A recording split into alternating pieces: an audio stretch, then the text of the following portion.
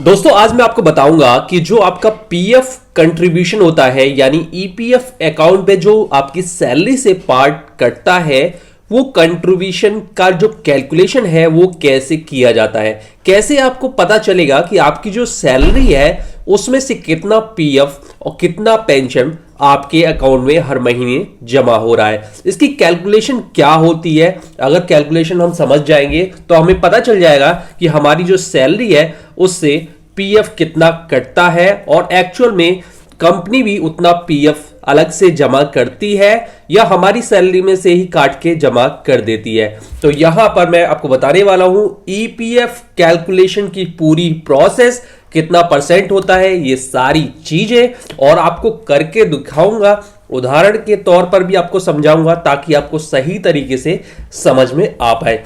अगर आपने मेरे चैनल को सब्सक्राइब नहीं किया तो सब्सक्राइब जरूर कर लें, इस वीडियो को लाइक कर दीजिए। चलिए दोस्तों वीडियो स्टार्ट करते हैं। यहां पर मैंने इसके बारे में पूरी तरह से कैलकुलेशन की है ताकि आपको अच्छी तरह से समझ में आ जाए। लेकिन सबसे पहले आप जान लीजिए कि एम्प्लॉय प्रोविडेंट फंड क्या होता है। ये एक ऐसी स्कीम है जहां पर रिटायरमेंट बेनिफिट स्कीम ऐसी डिजाइन की गई है ताकि जब भी आपका रिटायरमेंट हो तो आपके हाथ में एक अच्छी खासी अमाउंट आ जाए। हालांकि आप पहले भी अपना पैसा निकाल सकते हैं। किसी भी कंपनी में जहां पर 20 एम्प्लॉय या 20 से ज्यादा, जैसे कि 21 या 50 या ज्यादा जितने भी हो, तो उन्हें पीएफ रजिस्ट्रेशन कराना अपने एम्प्लॉय का बहुत ही ज्यादा जरूरी हो जाता है। जहां पर 19 एम्प्लॉय है वहां नहीं हो सकता, लेकिन 20 एम्प्लॉय होने पर पीएफ रजिस्ट्रेशन कराया जाता है।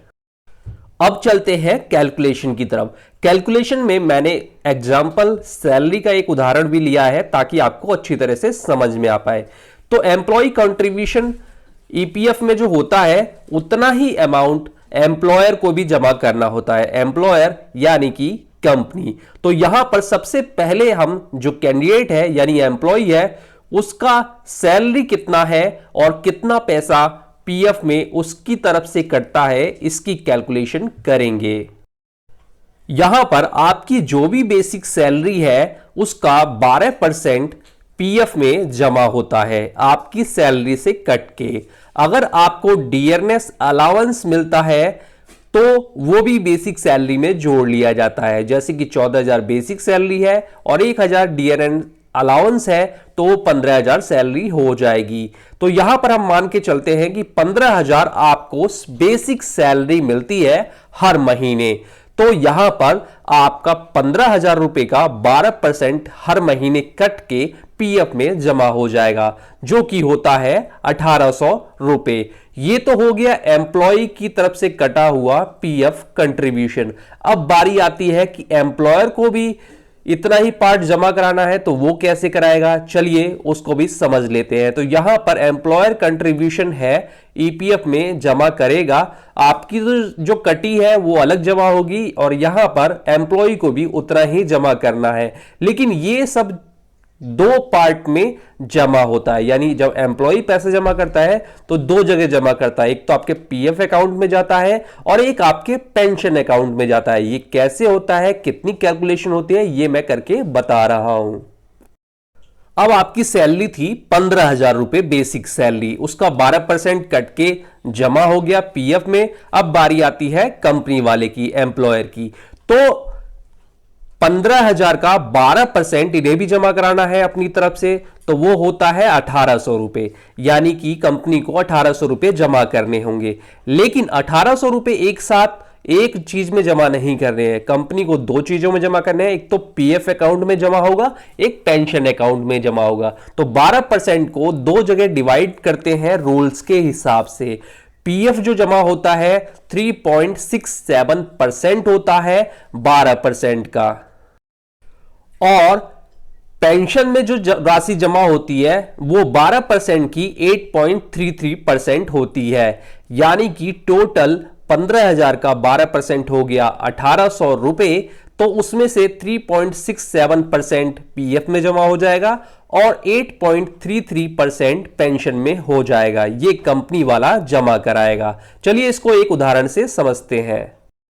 यहां पर मैंने नीचे की तरफ एग्जाम्पल ले लिया है कि 15,000 बेसिक सैलरी है अब बेसिक सैलरी का 12% कंपनी को जमा करना है। तो 12% को दो भागों में डिवाइड किया तो एक भाग में आ गया 3.67% और एक आ गया 8.33%।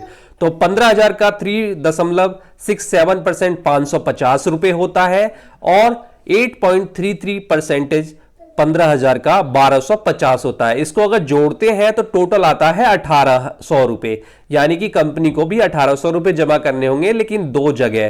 तो पीएफ अकाउंट में आपका 550 रुपए जमा होगा कंपनी की तरफ से और पेंशन में होगा 1250 रुपए, यानी कि आपका 1800 रुपए कटा पीएफ के लिए और कंपनी ने 550 रुपए जमा किया, तो दोनों मिला के हो गया 2350 रुपए इस महीने आपके ईपीएफ अकाउंट यानी पीएफ अकाउंट में जमा होंगे।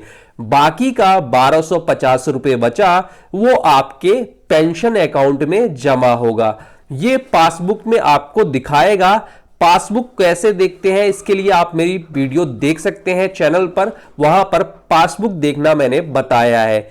इस तरह से टोटल आपका जो पीएफ बना पेंशन सहित वो 3600 रुपए जमा हुआ आपके पासबुक में, आपके पीएफ पासबुक में इस महीने की, यानी 1800 रुपए आपकी सैलरी में से कट के जमा हुआ और 1800 रुपए ही कंपनी ने भी अलग से मिला के जमा किया इस महीने आपके अकाउंट में। यानी टोटल पीएफ का मैसेज जो आएगा वो 3600 रुपए का आएगा, उसमें पेंशन भी जुड़ा हुआ होगा। तो इस तरह से पीएफ पेंशन कैलकुलेशन करते हैं हर महीने सैलरी से। अब किसी किसी की सैलरी अलग अलग तरह की होती है, जैसे कि सैलरी है 20,000 रुपए, लेकिन बेसिक सैलरी जो उसके अंदर है, बेसिक पार्ट है, वो 6,000 रुपए, 7,000 रुपए, 8,000 रुपए या 12,000 रुपए रहता है।